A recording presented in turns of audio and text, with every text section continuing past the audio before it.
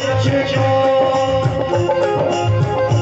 और मरम न जाने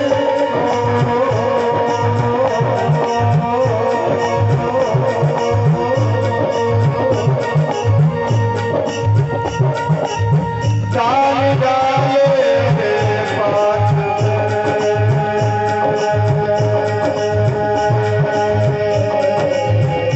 श्री राधे राधे श्री राधे राधे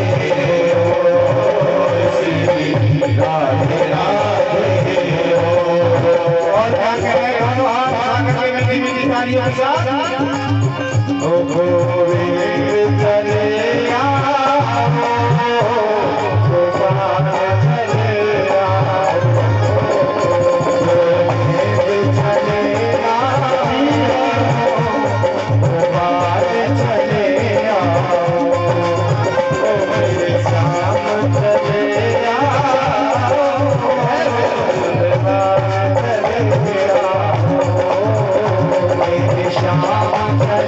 आओ गोपाल चले आओ मेरे श्याम चले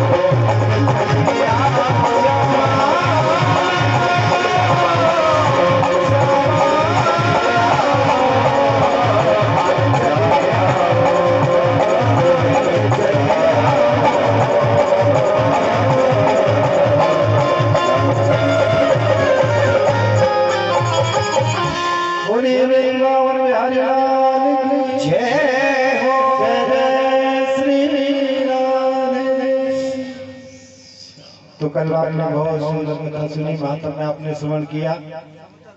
आज बताया कि इस पूरे संसार में पहले कहीं भी कुछ नहीं था।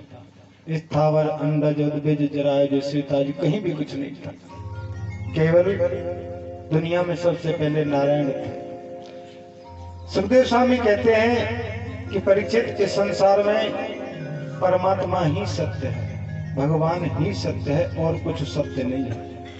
भगवान कहते हैं कि संसार में जो चीज नहीं है, संसार में जो चीज नहीं है फिर भी वो दिखाई देती है, वही मेरी माया है। और जो चीज होने पर भी दिखाई नहीं देती है वही मैं हूं। भगवान हर जगह है लेकिन दिखाई नहीं देते हैं। और ये जो कुछ भी है ये सब कुछ झूठ है, लेकिन फिर भी सत्य हमको प्रतीत होता है। यही प्रभु की माया है। गीता में बड़ा सुंदर श्लोक कि यथा महांत भूतानि भूतेषु चेष्णुः प्रविष्टानि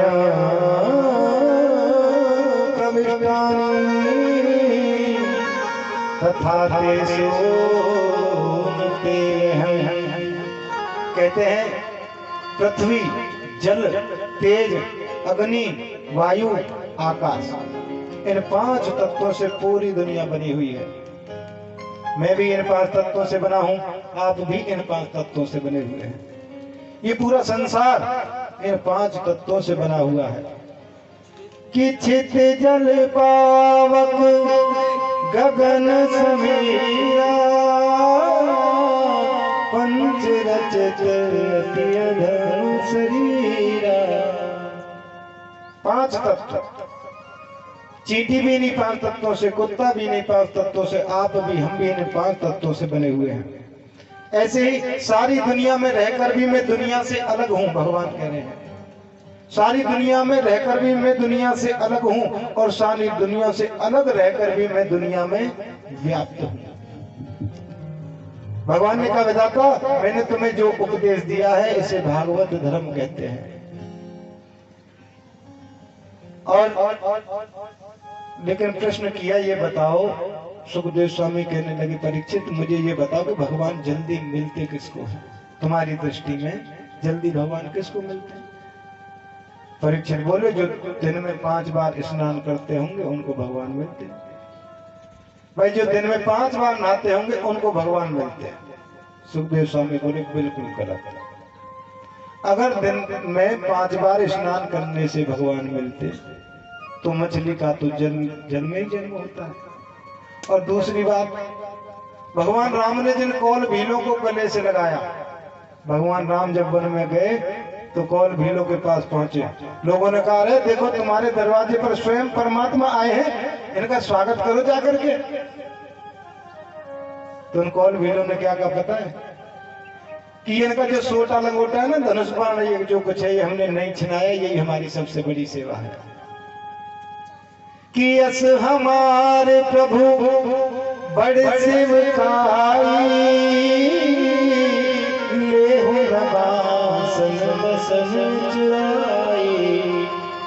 यही हमारी सबसे बड़ी सेवा है कि ये जो सोटा लंगोटा है ना भगवान, ये हमने नहीं छिनाया। ऐसे कौल भीलों को भगवान गले से लगाते हैं। दिन में 5 बार स्नान करने वालों को अगर भगवान मिलते तो ये बात तो ठीक नहीं है।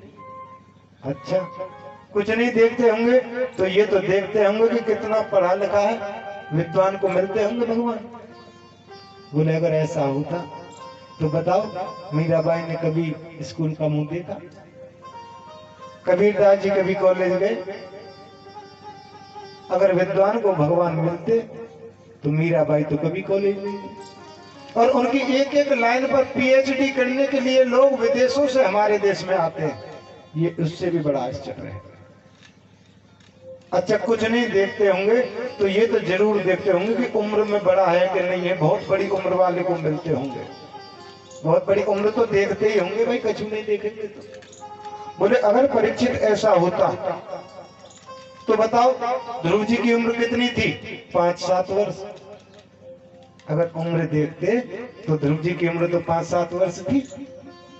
बोले, अगर और कुछ नहीं देखते होंगे तो ये तो जरूर ही देखते होंगे कि ऊंची जाति का है कि नीची जाति का है। जाति तो जरूर ही देखते होंगे, ऊंची जाति को मिलते होंगे।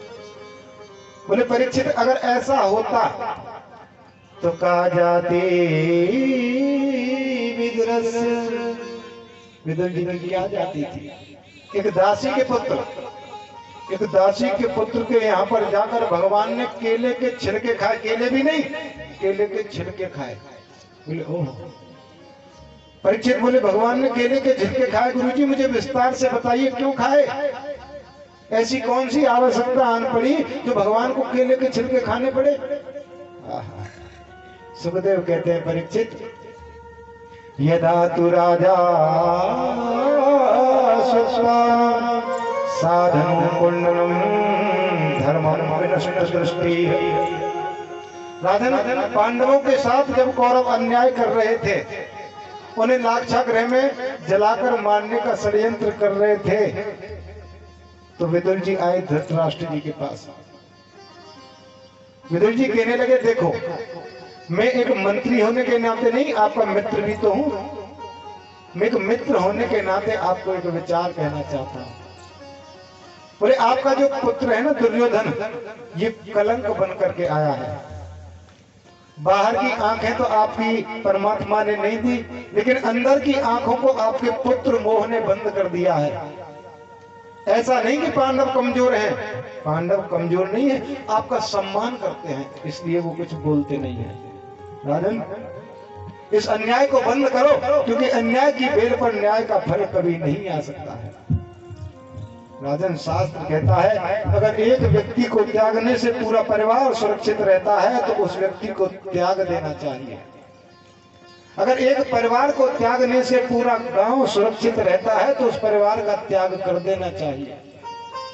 एक गांव को त्यागने से अगर पूरा क्षेत्र सुरक्षित रहता है तो उस गांव का त्याग हमको कर देना चाहिए। और ये दुर्योधन तो तुम्हारे कुल में कुलंक बन के आया है। अब ये सब बातें हो रही थी, दुर्योधन आ गया और आकर के कहने लगे, दासी पुत्र, मेरे पिता को मेरे खिलाफ भड़का रहे, निकल जाओ यहाँ से। और रही मंत्री पद की बात, तो आज से तुम मंत्री नहीं हो। विदुर जी कहने लगे, दुर्योधन, तुम्हारे हृदय को कष्ट देने का मेरा कोई मंतव्य नहीं था, निकल जाओ यहाँ से।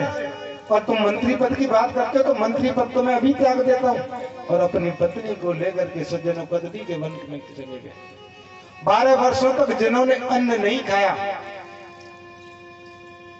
आज अपनी पत्नी के साथ विदुर जी परम कुटी के अंदर वास करते हैं, भगवान का भजन करते हैं। लेकिन आज विदुर जी जब लौट करके कुटिया में आए तो कहने लगे, देवी एक बात बताऊं। बोले, आज बहुत प्रसन्न हो रहे हो, क्या बात है? बोले, आज मेरे द्वारकाधीश की रथ यात्रा आने वाली है हस्तिनापुर में।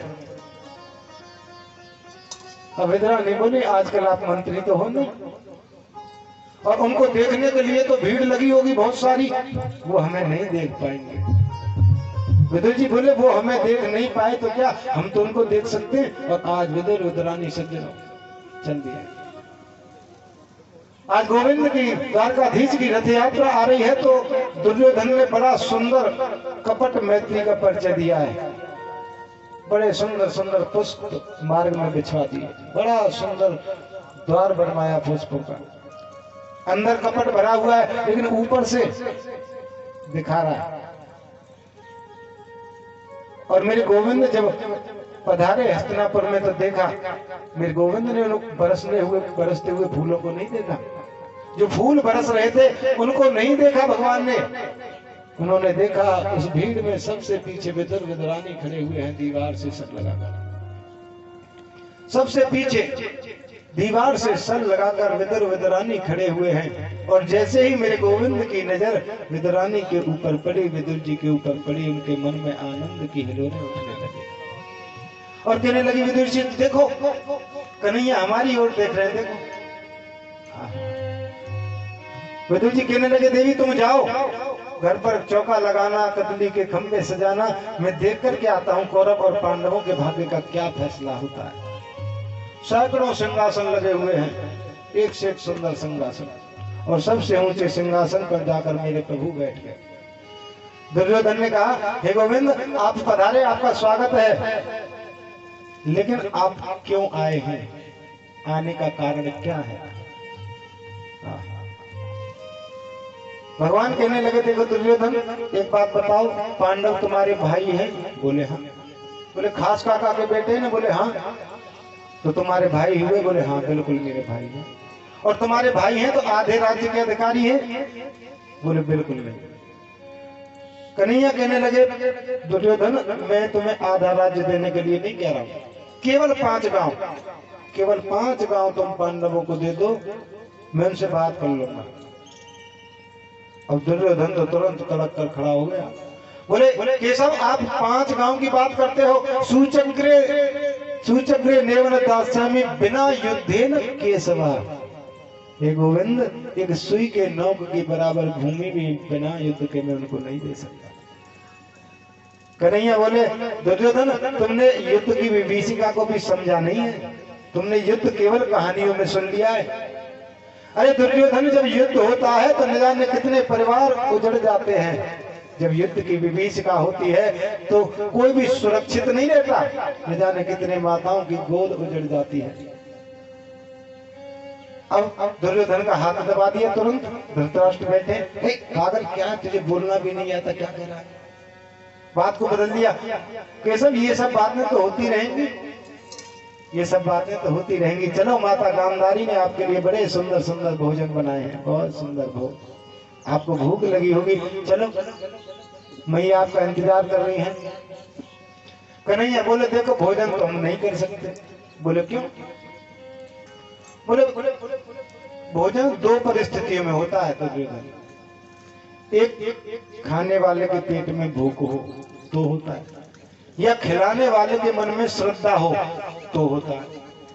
तुम्हारे मन में श्रद्धा नहीं है और मेरे पेट में भूख नहीं है। हाँ। और आज तो कोई मतलब ही नहीं भोजन करने का। आज तो क्या मतलब है, आज तो हमारा निमंत्रण है। बोले काहे निमंत्रण? अब विदुर जी बिल्कुल सामने भीड़ में नीचे बैठे हुए। बोले हमारा निमंत्रण तो विदुर जी के यहाँ पे है। अब विदुर जी ने सारे से पूछ लिया, मैंने कब निमंत्रण दिया? बोले नहीं, तुमको नहीं पता, शांत रहो। और आज इधर मेरे प्रभु विदुर जी की उस कुटिया पर पधारे और दरवाजा खटखटा दिया, काकी दरवाजा खोलो। और जब विदुरानी ने सुना कि ये तो गोविंद की आवाज है, स्नान कर रही थी, दौड़ी दौड़ी चली आई। ये भी याद नहीं रहा कि वस्त्र पहने हैं कि नहीं, दौड़ी दौड़ी आ गई। तो भगवान ने जैसे ही देखा विदुरानी को, अपना पीत वस्त्र उतार करके विदुरानी के ऊपर डाल दिया। और विदुरानी कहने लगी, आओ गोविंद, आपके आने से मुझे बड़ी प्रसन्नता है, आओ। दरवाजे पर खड़ी खड़ी स्वागत कर रही है। कन्हैया कहने लगे, सब स्वागत दरवाजे पे ही कर लोगी कि भीतर बुलाओगी? बोले आप गोविंद, मैं तो भूल ही गई, आओ ना। अब हाथ पकड़ लिया कन्हैया का और आंगन में पूरे में ठहरा लेकर के। बोले कन्हैया आप यहाँ बैठो। बोले नहीं नहीं, ये जगह ठीक नहीं है, आप यहाँ बैठिए। वहां बैठने लगे तो ये जगह भी ठीक नहीं है, और लकड़ी का पाटा लेकर के आई, आप इस पट्टे पर बैठिए। और गोविंद पट्टे पर बैठ गए, पेट पर हाथ फिरा कर कहने लगे, काकी बहुत जोर की भूख लग रही है। बोले चिंता मत करो, तुम्हारे काका बाजार गए हैं, माखन मिश्री लेकर के आते होंगे। बोले नहीं, मुझे तो अभी भूख लगी है, घर में कुछ नहीं। सुकदली के फल केले रखे हुए थे, लेकर के आए।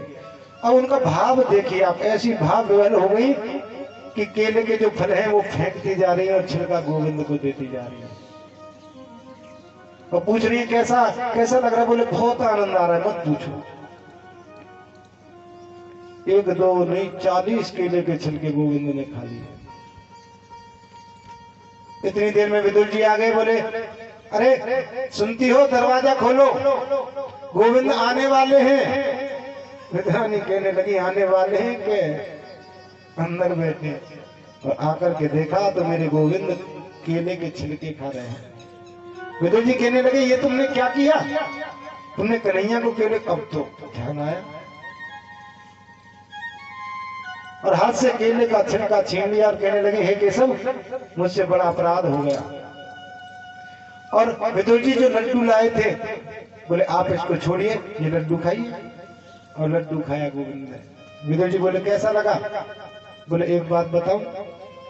बोले हाँ। बोले सही बता दो? बोले हाँ। कि जो आनंद उस केले के छिलके में मुझे आ रहा था, आपके इस माखन के लड्डू में नहीं आ रहा है। केवल भाव की बात है सजन, केवल भाव की बात है।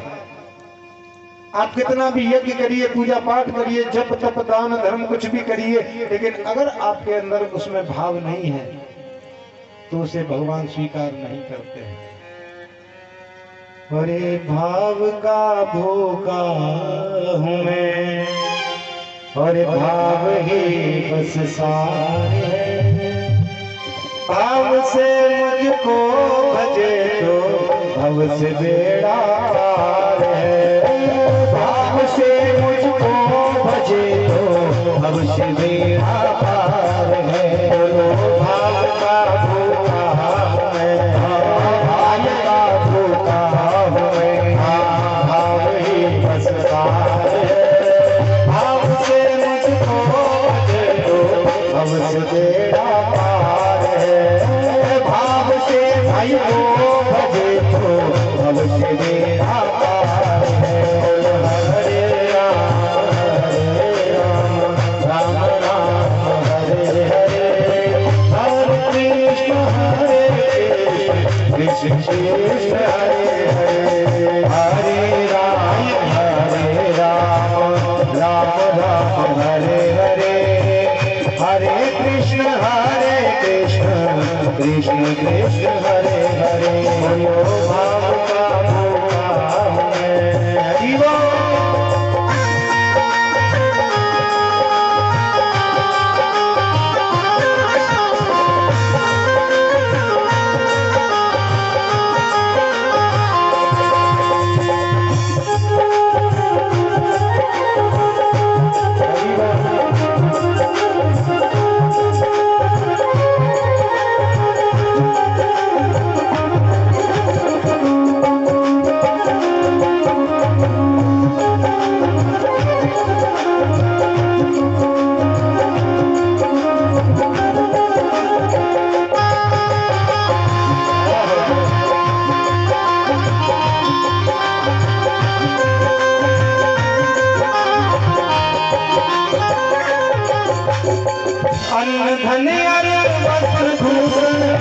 न मुझको चाहिए, धन और भूषण कुछ न मुझको चाहिए, अन्न धन और वस्त्र भूषण कुछ न मुझको चाहिए, अन्न धन और वस्त्र भूषण कुछ न मुझको चाहिए।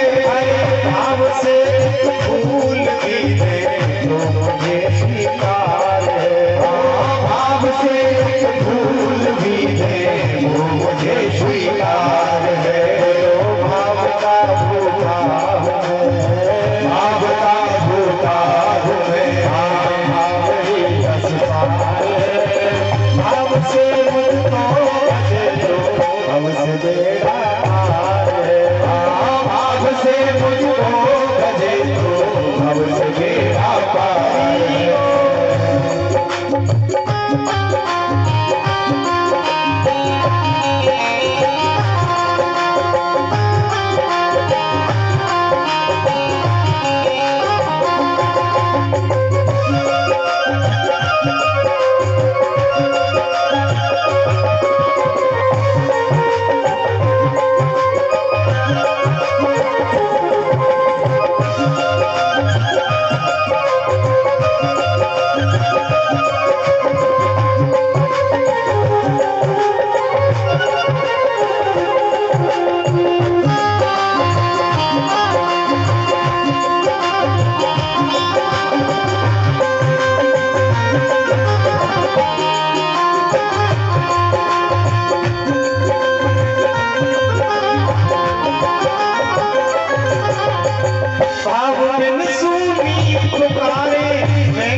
सुनता नहीं, भाव बिन सुनी पुकारे मैं कभी सुनता नहीं, भाव बिन सुनी पुकारे मैं कभी सुनता नहीं, भाव बिन सुनी पुकारे मैं कभी सुनता नहीं। तेरे भक्ति भाव की धरती मुझे लाचार है, तेरे भक्ति भाव की धरती मुझे लाचार है। तो भाव का भूखा हूँ मैं, भाव का भूखा हूँ मैं, भाव ही रसपाल है। भाव से मुझको बचे तो हमसे बेड़ा पार है, भाव से मुझको बचे तो हमसे बेड़ा पार है।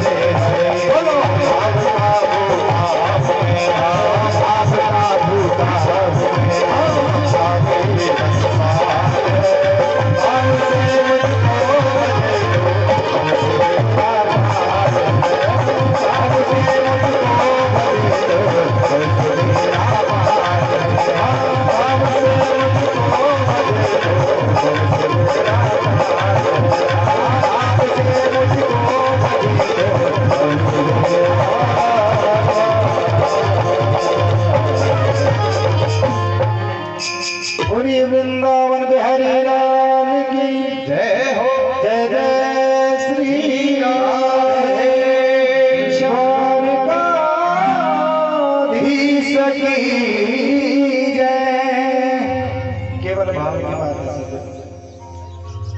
अगर हमारी पूजा में, पाठ में, भक्ति में भाव नहीं है तो वो भक्ति श्रेष्ठ नहीं है। और हमारी भक्ति कैसी है पता है? लेन देन वाली। हमारी भक्ति कैसी है?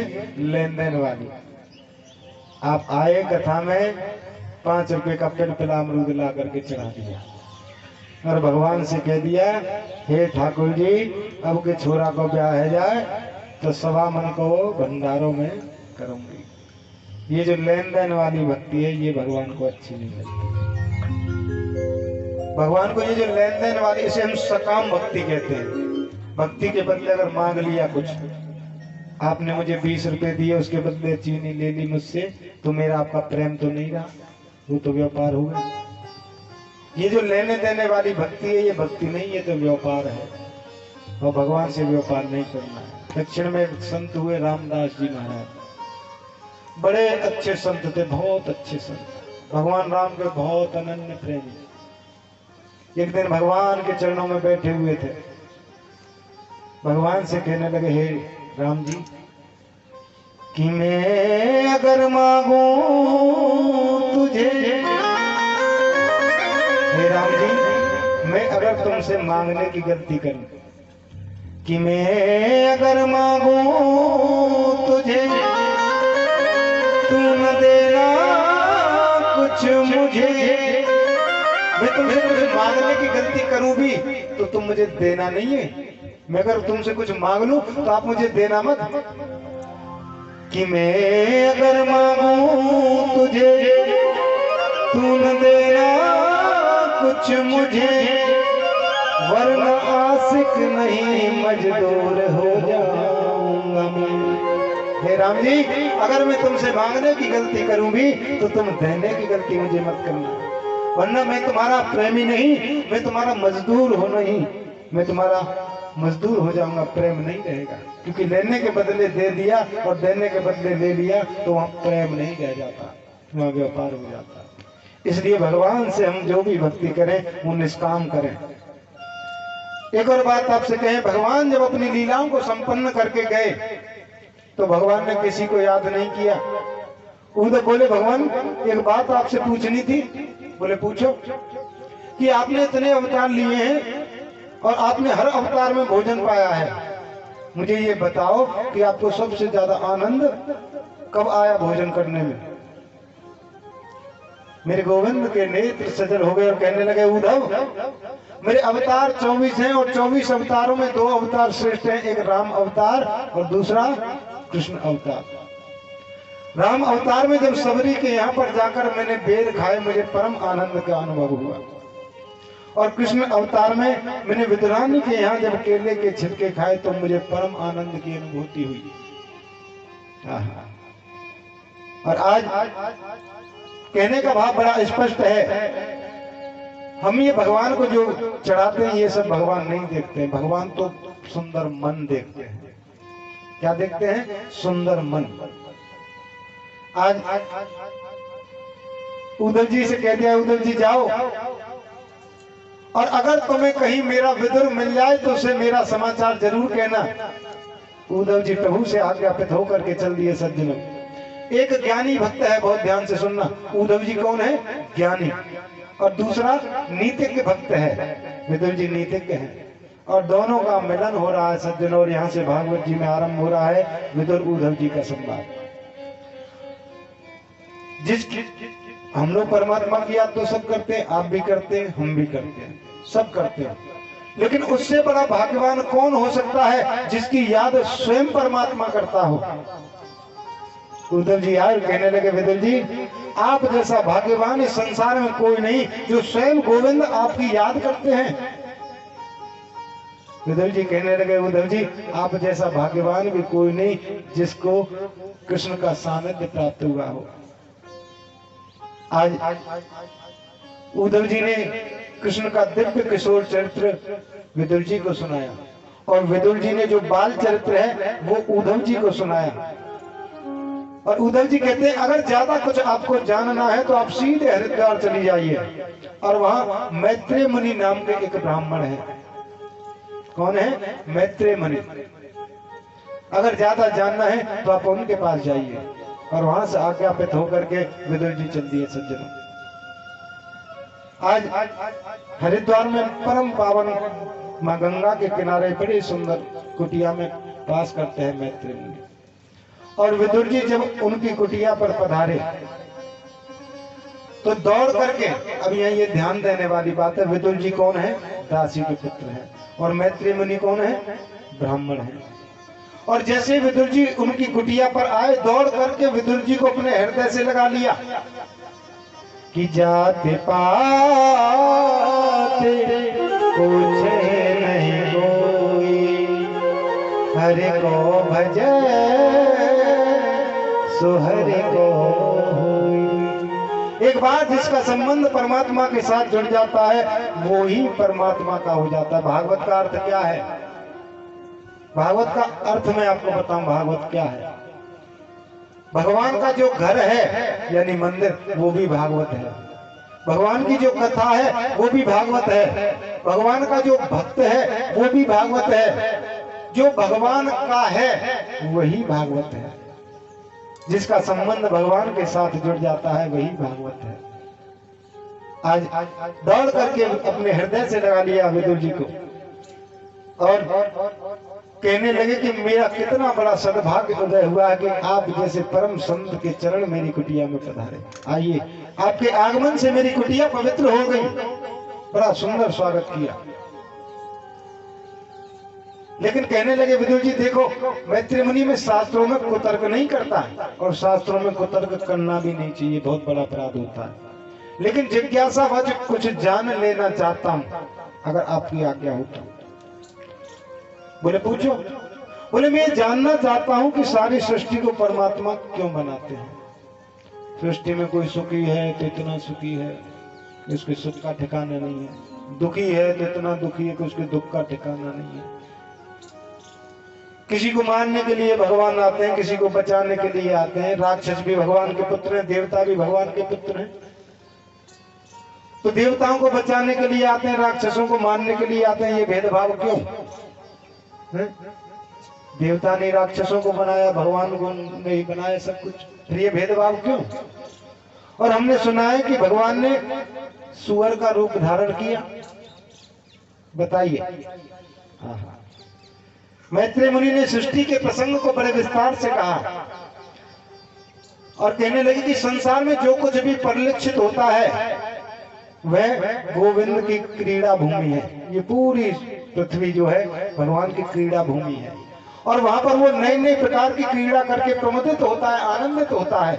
नई नई प्रकार के खेल करके वो आनंदित होता है। दूसरी बात, कोई सुखी कोई दुखी, तो भगवान किसी को सुख दुख नहीं देता है। जीव जो भी भोगता है वो अपने कर्मों का प्रारब्ध भोगता है। कि ना भोक्तम क्षीयते कर्मं जन्म कोटि सतैरपि अवश्यमेव भोक्तव्यं कृतं कर्म शुभाशुभम्। जो कर्म हमने किया है अच्छा या बुरा, ना भुक्तम क्षीयते कर्म जन्म कोटि सतैरपि, 100 करोड़ जन्मों के बाद भी हमको ही भोगना पड़ेगा। उसे भोगने के लिए कोई और नहीं आएगा। कि को न काहू सुख दुख कर दाता, निज कृत कर्म भोग सब दाता। सिया राम मेरे राम जय जय राम,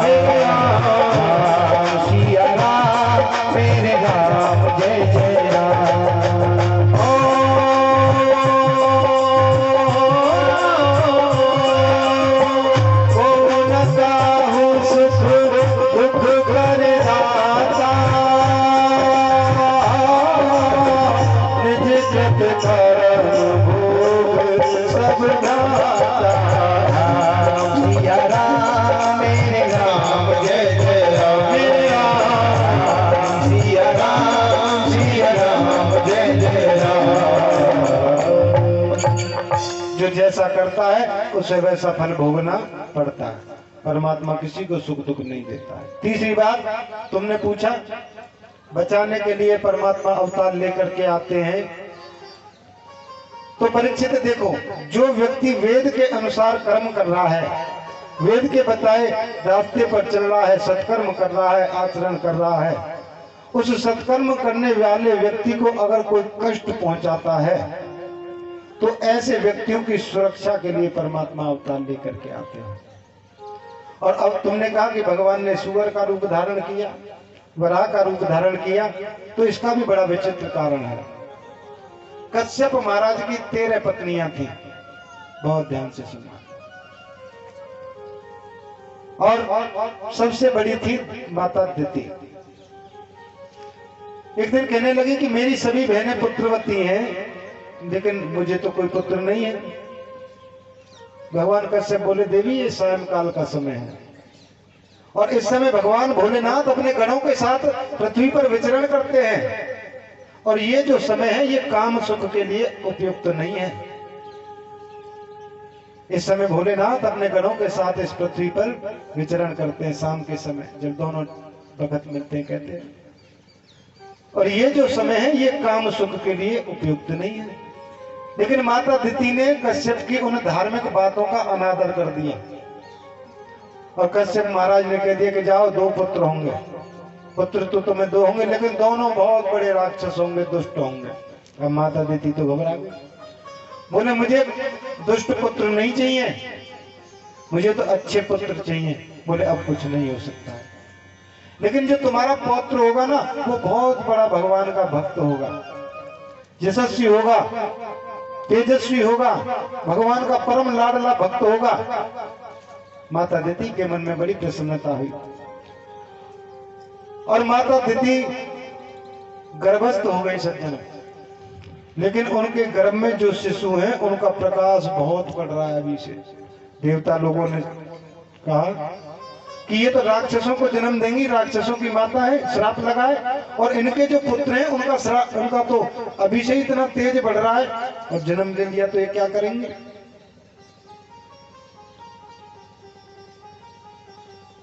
तो ब्रह्मा जी कहने लगे, देखो देवताओं, ये कोई साधारण पुत्र नहीं है। माता दिति के गर्भ में जो शिशु है ना, ये कोई साधारण शिशु नहीं है, ये भगवान के दिव्य पार्षद हैं, जय और विजय। बोले ये भगवान के दिव्य पार्षद इनके गर्भ में कैसे पुत्र बन करके आ गए? कि ये तो पार्षदों में जयो विजयो एवचः कदर्थी कृत्रिमा युद्धो भयक्राता मति क्रमम्। ब्रह्मा ने कहा कि मेरे मानस पुत्र हैं 4, सनक, सनंदन, सनातन और सनत कुमार। चारों भाइयों को मिलाकर के सनत कुमार बोलते हैं। और ये सनत कुमार एक बार वैकुंठ में प्रवेश करने लगे, बहुत ध्यान से सुनना, ब्रह्मा जी के पुत्र। तो द्वारपाल खड़े हैं जय और विजय, उन्होंने रोक दिया, ये कहाँ आ रहे हो? बोले हमको भगवान का दर्शन करना है। बोले अभी नहीं, अभी भगवान विश्राम कर रहे हैं। अब तो सनत कुमार को क्रोध आ गया कि हमारे घर में और हमें जाने से रोक रहे, तुम कौन हो? हम श्राप देते, जाओ राक्षस हो जाओ। अब दोनों को श्राप दे दिया। लेकिन जय और विजय तो चरणों में गिर पड़े और कहने लगे, महाराज हमारी गलती क्या है? हम तो द्वारपाल हैं, और द्वारपालों का काम है दरवाजे पर कोई आए तो उसे रोकना। हम तो अपने कार्य का निर्वहन कर रहे थे, हमको राक्षस नहीं बनना। बोले देखो राक्षस तो तुमको बनना पड़ेगा, 3 जन्मों तक तुमको राक्षस बनना पड़ेगा, और उसके बाद तुमको मुक्ति मिलेगी, और तुम्हें मारने के लिए स्वयं भगवान को आना पड़ेगा। अब सनत कुमारों के मन में भी गिलानी हुई कि देखो ये तो अपने कार्य का निर्वहन कर रहे थे, हमने बिना मतलब के क्रोध कर लिया, इनको श्राप दे दिया। सज्जनों, जीवन में क्रोध करना बहुत बुरी बात है। क्रोध से बुरी चीज कोई दूसरी है नहीं। आप 24 घंटे भजन करिए, 24 घंटे पूजा पाठ करिए, और अगर आपने 1 मिनट भी क्रोध कर लिया तो आपका सारा भजन समाप्त हो जाता है। सनत कुमारों ने क्रोध किया, उसका परिणाम क्या हुआ पता है? उन्हें वैकुंठ में जाने का अवसर नहीं मिला। भगवान ने बाहर आकर ही उनको दर्शन दिया, और जितनी भी तपस्या करके फल प्राप्त किया था वो सब नष्ट हो गया, और लौट करके बद्रीनाथ धाम में आकर के विराजमान हो गए। इसलिए जीवन में क्रोध नहीं करना है। क्रोध तो बने बनाए काम को भी बिगाड़ देता है, इसलिए जीवन में क्रोध मत करिए। आज दोनों पुत्रों का जन्म हुआ, हिरण्याक्ष और हिरण्यकश्यप। सुखदेव स्वामी कहते हैं, परीक्षित पूरी सृष्टि प्रलयंकारी समुद्र में डूबी हुई है। पृथ्वी प्रलयंकारी समुद्र में डूबी हुई है। देवताओं ने ब्रह्मा जी से जाकर प्रार्थना की कि अब पृथ्वी को निकाल कर कैसे लाएं, कौन लाएगा? तो ब्रह्मा जी को छींक आ गई, और उनकी नासिका से एक छोटा सा सूगर का बालक निकला और सीधा समुद्र में चला गया, सीधा। और जाकर के पृथ्वी को अपनी दृष्टाओं पर, दांतों पर जब निकाल कर लाने लगा, अब ऊपर पहले जो लोग थे, कुछ प्रतापी लोग, वो उड़ने की विद्या जानते थे। हिरण्याक्ष उड़ता हुआ जा रहा है एक तरफ से, और इधर से नारद जी उड़ते हुए आ रहे हैं, दोनों का मिलन हो गया। हिरण्याक्ष बोला, महाराज ये बीणा वीणा ही बजाते हो कि थोड़ा लड़ाई झगड़ा भी आता है? बोले हमको तो लड़ना तो आता नहीं, हम तो बीणा ही बजाते हैं। बोले नहीं, मेरे बाजू में तो खुजली चल रही है, मेरे साथ तुमको युद्ध करना पड़ेगा। बोले देखो हम तो भगवान के भक्त हैं, भजन करते हैं, हम किसी को युद्ध वुद्ध नहीं करते। बोले नहीं, मेरे साथ तुम्हें युद्ध करना पड़ेगा, मेरे बाजू में बहुत खुजली चल रही है। बोले एक बात कहूं, अगर मैं किसी ऐसे योद्धा का नाम बता दूं कि जो तुम्हारे बाजू की खुजली मिटा दे तो? बोले जल्दी बताओ। जाओ, एक वराह का बालक पृथ्वी को लेकर के समुद्र से निकल रहा है, उसे युद्ध के लिए ललकारो, वो तुम्हारी ऐसी खुजली मिटाएगा कि कभी दोबारा खुजली होगी नहीं। आपको किसी से लड़ाई करनी हो बिना मतलब के, बिना बात की, तो उसका रास्ता रोकने लग जाओ, बार बार आप उससे कहो कुछ मत, बार बार उसके सामने जाकर के खड़े हो जाओ, थोड़ी देर में पक्की लड़ाई हो जाएगी। ऐसा ही उसने किया, हिरण्याक्ष ने जाकर के वराह भगवान का रास्ता रोकने लगा, बार बार युद्ध के लिए ललकारने लगा। तो भगवान के साथ जब होने लगा विचित्र युद्ध, आकाश मंडल में देवताओं की भीड़ लगी हुई है, मेरे गोविंद ने अपनी मुष्टिका के प्रहार से उसका उद्धार कर दिया। अब पृथ्वी को लेकर के निकलने लगे तो पृथ्वी देवी के मन में भी अभिमान आ गया। पृथ्वी देवी के मन में अभिमान आ गया कि मेरे बिना भगवान का काम नहीं चलता है, क्योंकि मुझे निकालने के लिए भगवान को सूअर बनना पड़ा, ऐसा अभिमान आ गया। भगवान ने सोचा इस हिरण्याक्ष को तो मार डाला, लेकिन अब इनके मन में तो अभिमान आ गया। और जैसे ही पृथ्वी को बाहर निकाला तो पृथ्वी देवी ने देखा बड़े सुंदर सुंदर वृक्ष खड़े हुए हैं, बहुत सुंदर सुंदर वृक्षावली है, बहुत सुंदर पुष्प है, बहुत सुंदर पक्षी कलरव कर रहे हैं। पृथ्वी देवी ने कहा, भगवान ये सब क्या है? मैं तो भाई समुद्र में डूब गई थी, प्रलय में डूब गई, नष्ट हो गई, तो ये सब क्या है? बोले देवी ये मेरा वृंदावन धाम है। क्या है? वृंदावन धाम। धन धन वृंदावन राजधानी, धर्म कर्म जहाँ पटत जेवरी, मुक्ति भरत जहाँ पानी। धन धन वृंदावन राजधानी। पूरी सृष्टि का प्रलय होता है सज्जनों, लेकिन वृंदावन का प्रलय कभी नहीं होता है। एक छोटी सी बात आपको बताएं, 4 तीर्थों में वृंदावन का नाम नहीं आता है। वृंदावन तीर्थ नहीं है, वृंदावन में 4 तीर्थ जो है उनमें वृंदावन का नाम नहीं है। तीर्थों के राजा हैं प्रयाग, और तीर्थों के गुरु हैं पुष्कर। तो छोटे छोटे जो तीर्थ होते थे वो पहले टैक्स देने जाते थे राजा को, लेकिन वृंदावन कभी कर देने नहीं जाता था, टैक्स देने नहीं जाता था।